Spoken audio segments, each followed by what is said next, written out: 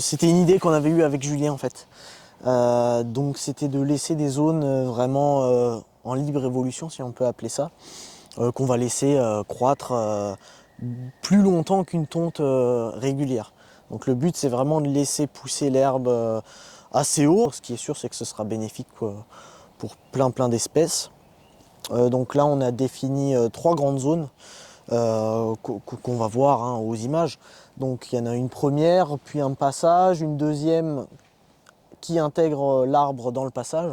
Comme ça, on peut accéder à l'arbre. Puis, il ne fallait pas non plus qu'on enclave certains jardins. Hein. Si on voit que ça marche, qu'il y a de l'intérêt à continuer, on laissera toute la saison. On pratiquera une fauche tardive, hein, ce qu'on appelle ça comme ça. Juste avant l'hiver, enfin juste avant l'automne, on va faucher quand même pour repartir à zéro, pour que l'année d'après, voilà, on recommence de nouveau le cycle. Pour l'instant, c'est un essai, c'est un début. Mais de toute façon, ça peut être que bénéfique pour la biodiversité. C'est un gain de temps pour nous, pour la tonte. Il y a quand même un sacré espace en moins. Donc ça fait du gasoil économisé et du temps de travail économisé. Là. Ouais, la biodiversité, elle va s'épanouir là-dedans. Ça, c'est prouvé dans les herbes hautes. Il y aura les insectes qui vont venir pondre, qui vont venir butiner.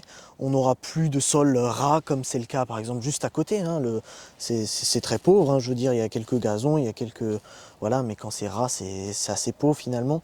Donc là, les insectes, ils vont pouvoir y trouver un refuge.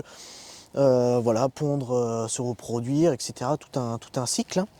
Et aussi un aspect qu'on oublie, le sol va rester beaucoup plus frais. En été, là, on va arriver vers des périodes, et on le sait depuis longtemps, les étés sont de plus en plus chauds, de plus en plus secs.